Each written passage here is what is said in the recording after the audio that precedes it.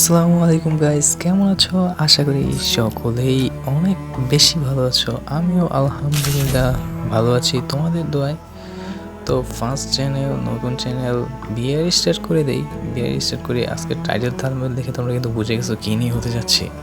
হ্যাঁ, আমি আজকে ফ্লিকার হয়ে যাব। GM5 থেকে ফ্লিকার হয়ে যাব। তো অনেক চিন্তা ভাবনা করার পর বলি কোথায় নামবো। নেমে পড়ি আমি পিকের উদ্দেশ্যে। তো পিকের উদ্দেশ্যে নামার সাথে সাথে আমার কিন্তু একটা গান মনে পড়ে যায়, কিন্তু আমি তোমাদেরকে গান শোনাতে পারবো না, কারণ আমার ভাই কণ্ঠ এতটাও সুন্দর না যে তোমাদের আমি গান শোনাবো। এবং তোমরা বলতে পারো ভাই তোমার ড্রেস কই? আমি যেহেতু হাইলাইট ভিডিও করি সেহেতু ড্রেসটা নাও আসতে পারে। এই যে নামার সাথে সাথে ড্রেসটা দেখে দিই, আমার সামনে একটা এনিমি তাকে কিছু ড্যামেজ দেয়। আর ভাই এটা কী ক্যারেক্টার মারছে, এটা আমি কিছুই বুঝি না ভাই। আমার গুলোও পড়ে না। দেখো নেটের কারণে ভাই এই জায়গায় একটা মাইট খাম সেচ্ছে মাই খাম ভাই।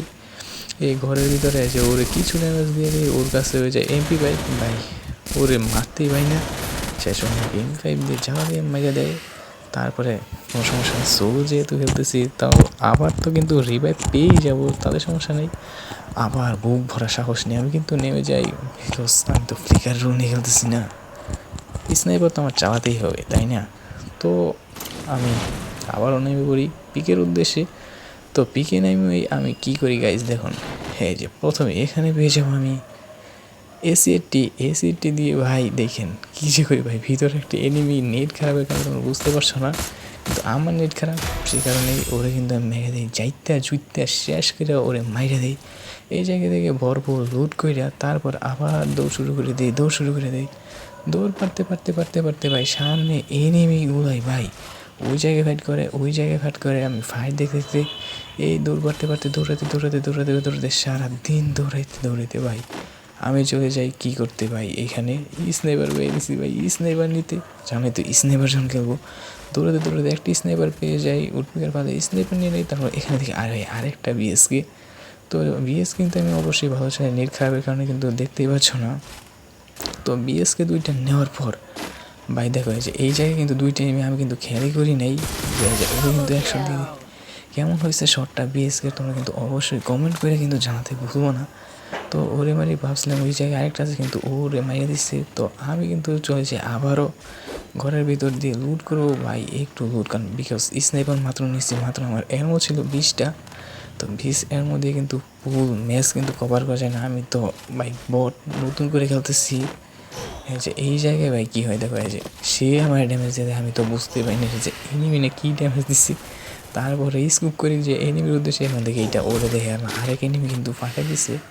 তো আমি আবার যাই, এই জায়গায় কিন্তু এনিমি কিন্তু ফাইট লাগছে, গ্লোয়াল দেখা যাচ্ছে। তো আমি এদিক দিয়ে ঘুরে পড়ি, স্নাইপার যখন খেলতেছি তো এদিক দিয়ে ঘুরেই যাবো। তো ঘুরে যাওয়ার সাথে সাথে খাই দেখা হয়েছে একটা এনিমি ওরে মারতে ভাই আমার কী পরিমাণ কষ্ট। এখানে স্নাইপার চালানোটা আমার একটু ভাই বলবা কেমন হয়েছে স্নাইপার চালানোটা অবশ্যই কিন্তু কমেন্ট করে দিতে ভুলবো না।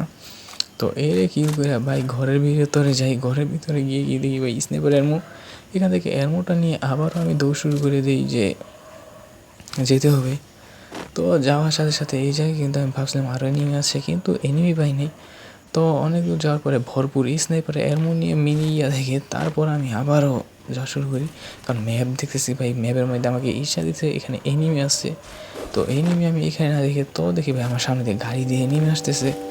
ওরে ভাই শহর দেই ওই গাড়ি একটা নিয়ে আসছে মনে হয়, সেই কারণে ওর শরীরে একটা শর্ট কিন্তু হয় না। তার সাথে কিন্তু আমি ভাই বলে গেছি আমার পিছনে দেখে নিতে, একটু কভারটা নিয়ে নিতে পিছন থেকে একটা এনিমি এসে পরে এইটা মারিয়ে দেই। এইটা মারার কারণে কিন্তু ভাই তোমরা দেখো এইটা মারি আমার সবচেয়ে বড় একটা বলেছি ভাই। ও একটা শর্ট খাইছে, আমি মনে করছি সে মনে গেছে, তাকে আরেক শর্ট দিয়ে দিই, কিন্তু অবশ্যই আমাকে মেরে দেয়।